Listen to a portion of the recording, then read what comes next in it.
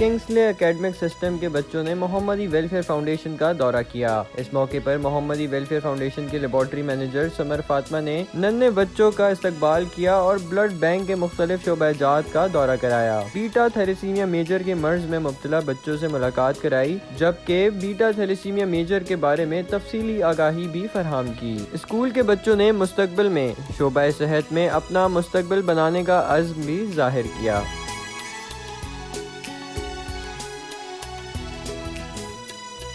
Visit के दो मकसद थे। एक एम ये था कि हम बच्चों के अंदर वॉलंटरी ब्लड डोनेशन की बारे में कॉन्सेप्ट जो है वो अभी से उनके अंदर इनकल्केट करें। दूसरा कॉन्सेप्ट ये था कि हम उन्हें थैलेसीमिया के बच्चों से मिलवाएं और उन्हें ये रियलाइज़ करवाएं कि वो उन्हीं के जैसे दूसरे बच्चे all they need is blood and special health care facility and care. So हमारा ये मेन मकसद था कि when they grow older like greater than 18 years then they will be able to donate for these children. I hope so कि हम अपने इस M में कामयाब हो और आगे डिफरेंट स्कूल में भी इस चीज़ को प्रमोट करें। Thank you.